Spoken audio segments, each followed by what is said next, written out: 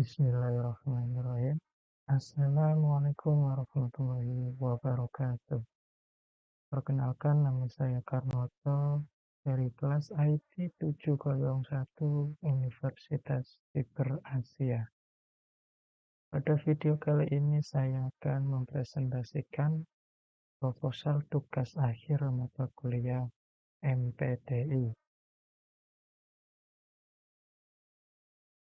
Pada judul proposal tugas akhir ini adalah dengan berjudul Clustering Data Penduduk Miskin Menggunakan Algoritma K-Means untuk Merekomendasikan Penerimaan Bantuan PKH dengan studi kasus RT1 RW1 Dukuh Karangsari.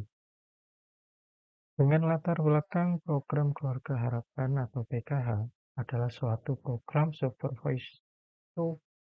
survivorship kemiskinan dan pengembangan sistem jaminan sosial syarat bagi masyarakat miskin yang bertujuan untuk mencapai pencapaian pembangunan Millennium Development Goals atau MDG, memberikan bantuan tunai bersyarat kepada keluarga miskin dengan ketentuan ibu hamil, bayi dan anak-anak usia SD, anak usia SMP, dan anak usia SMA.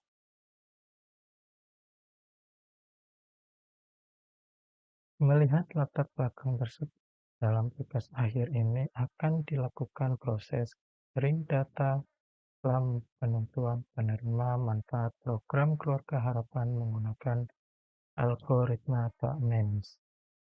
Karena itu perlu dicari solusi yang relevan setelah memilih calon penerima manfaat Keluarga Harapan dengan melakukan penelitian yang berjudul Clustering Data Penduduk Miskin Menggunakan Algoritma K-Means untuk Merekomendasikan Penerima Bantuan PKH. Jadi kasus RT1 RW1 Dukuh Karangsari. Rumusan masalah pada proposal tugas akhir ini adalah untuk mengidentifikasi calon penerima bantuan program Keluarga Harapan sendiri dipilih secara manual berdasarkan data yang ada di database, di mana basis data mencakup data masyarakat orang dari rumah tangga miskin. Dengan tujuan yaitu melakukan penelitian ini adalah melakukan clustering data penduduk miskin menggunakan algoritma K-Means untuk merekomendasikan penerima bantuan. Dengan manfaat penelitian itu, sistem dapat menentukan klaster mana yang harus mendapatkan bantuan PKH dan dapat dijadikan sebuah pembelajaran serta menjadi referensi untuk penelitian selanjutnya. Kemudian tinjauan pustaka. Penelitian tentang clustering data penduduk miskin menggunakan algoritma K-Means sudah dilakukan oleh beberapa peneliti. Berikut adalah tinjauan peneliti terdahulu yang menjadi referensi dalam melakukan penelitian ini. Yang pertama adalah kajian yang pertama adalah dilakukan oleh Joseph Wilke dengan judul Algoritma K-Means Clustering dalam Memprediksi Penerima Bantuan Langsung Tunai atau BLT Dana Desa. Yang kedua adalah dilakukan oleh Ririn Restu Arya, Susi Susilowati, dan Indra Riana Rahajeng dengan judul Data Mining Menentukan Klaster Penerima Program Bantuan dengan Metode K-Means.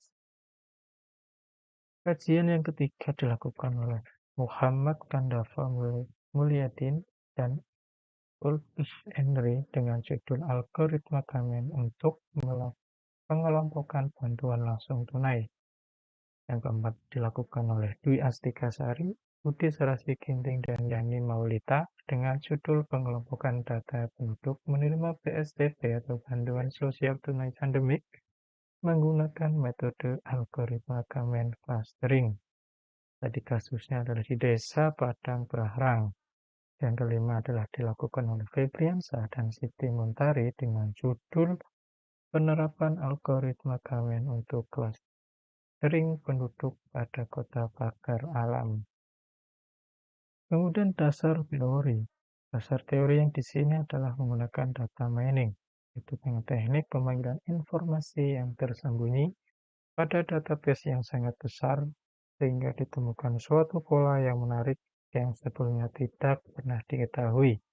Menurut Fayed Kusserini 2017, istilah data mining dan knowledge discovery dalam database atau KDD sering digunakan secara bergantian untuk menggambarkan proses pengumpulan informasi tersembunyi dalam database besar.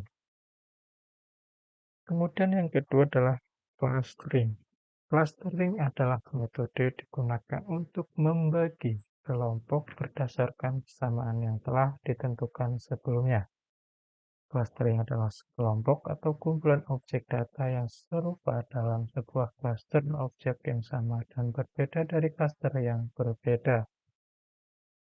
Objek akan dikelompokkan ke dalam satu atau lebih cluster, sehingga objek-objek yang berada dalam satu cluster akan mempunyai kesamaan yang tinggi antara satu dengan yang lainnya.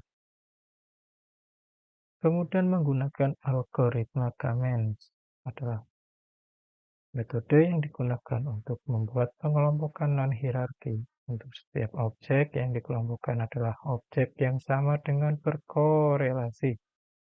Menurut Harahap 2009, algoritma Kamens adalah suatu algoritma clustering yang paling populer dengan penyelesaian algoritma cukup sederhana. Ohima et al. 2021. Kemudian dengan tools bahasa pemrograman Python, bahasa pemrograman yang sederhana dan mudah dipahami yang dapat secara langsung menjalankan banyak instruksi multiguna menggunakan pendekatan berorientasi objek atau object-oriented programming dan beberapa dengan bahasa pemrograman lain seperti Java dan C++. Python ini pemrograman dinamis jadi mudah dibaca. Kemudian metode yang dilakukan adalah mengidentifikasi masalah, menganalisa masalah, tujuan penelitian, mempelajari literatur yang dipakai, mengumpulkan data yaitu dengan observasi, wawancara, dan studi pustaka. Mengelola data dengan algoritma Kamens, menginstal software Python dengan mengimplementasikan algoritma Kamens dengan menggunakan Python, menguji hasil dan melakukan analisa hasil pengujian. Tahapan penelitian yaitu adalah dimulai dari literatur, identifikasi masalah, analisa masalah, kemudian tujuan penelitian, mengumpulkan data yaitu dengan dua metode observasi wawancara, kemudian mengolah data dengan algoritma Kamens dan install Python, hasil melakukan dievaluasi, periksa hasil menggunakan Kamens, periksa hasil dengan bantuan Python, kemudian selesai. Selanjutnya adalah rencana jadwal penelitian, yaitu selama 1 semester atau 6 tahapan. Yang pertama adalah studi literatur, materi yang sesuai untuk memahami materi dan komponen-komponen yang ada pada studi literatur. Satu dan melakukan penelitian yaitu yang tahap 1 dan kedua. Yang kedua adalah wawancara kepada sejumlah pegawai desa dan masyarakat, yaitu dengan identifikasi kebutuhan dalam proses penelitian, yaitu dilaksanakan bertahap kedua dan ketiga. Yang ketiga adalah mengumpulkan masukan dari berbagai pihak, dengan output terkumpulnya masukan-masukan dari berbagai pihak, yaitu yang 3 sampai 4. Proses analisa data sebagai suatu metode penelitian yang akan dilakukan. Tahap keempat sampai kelima, kemudian evaluasi, itu analisa kesempurnaan hasil data yang sudah dikumpulkan. Jadi tahap 4 sampai kelima, sama dengan proses analisa data. Kemudian penyelesaiannya dengan melakukan evaluasi yang dapat diimplementasikan dan dikembangkan, kemudian membuat laporan penelitian dan publikasi pada jurnal nasional. Mungkin itu saja yang bisa saya sampaikan. Kurang lebihnya dalam penyampaian, saya mohon maaf. Wassalamualaikum warahmatullahi wabarakatuh.